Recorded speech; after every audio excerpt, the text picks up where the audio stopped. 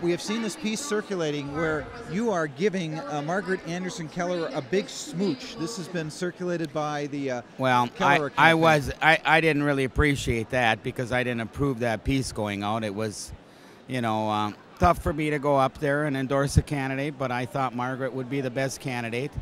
Left on the floor today, and so I did it. But that's not my piece. I can't remember when I gave her that smooch. Okay, I was probably on the host floor. Obviously not. It wasn't today. No. There was no smooching going on at all.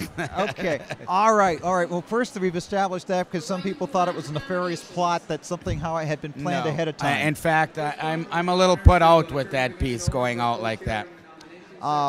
But tell us real quickly, you gave a speech on this, but tell us why you decided to endorse Margaret Anderson Kelliher instead of R.T. Because Ryback I think or she was the else. best progressive person that had the closest principles that I talked about in my speech earlier this morning, left on the floor here today.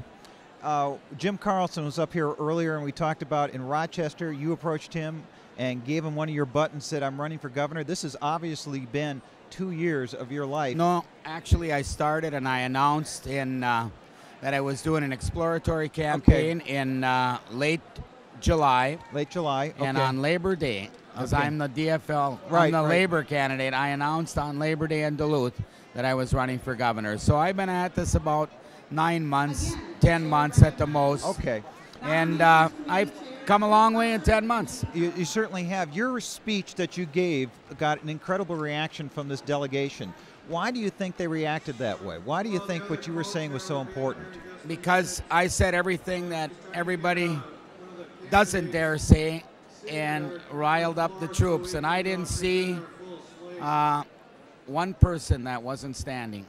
I think the other candidates got rousing applause, but when I was done, everybody stood up, and I thought that I could,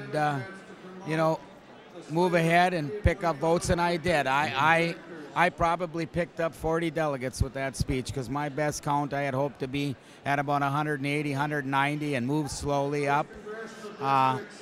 And so that speech did work, and I came off the floor and started shaking hands to get people to vote for me. They said it brought them to tears. So, I guess I did a good job, but not good enough. Well, not the drop-off rule, I think, forced you out, and you decided. Well, we tried to change the rule. Me and John Marty and Paul Thiessen, on an 8-8 vote, tried to get the third person not to drop out. But, we'll see what happens now on this convention floor today. So, any predictions? I mean, obviously, you've put I wouldn't say your money, but your support behind Margaret Anderson Kelliher. Do you think that is going to be enough to put her over the top? Because if all your delegates went for her, she would have enough votes right now. Well, I don't control all my delegates. I urge them to do what they, what I wanted them to do, but I don't control them, and they're Democrats, so it's like herding cats, that's right? That's right. They'll do what they want to do, and we'll see what happens here. We could be here a while yet. Yeah, we certainly could be. Representative Rukavina, I got it right that time. Thank you so much for joining us. I know it's been an interesting and thank you very much. Maybe, I don't know, gut-wrenching, but it's certainly been an emotional couple of months here with the campaign, and we appreciate what you're out there saying about the progressive movement. Thank you. All right.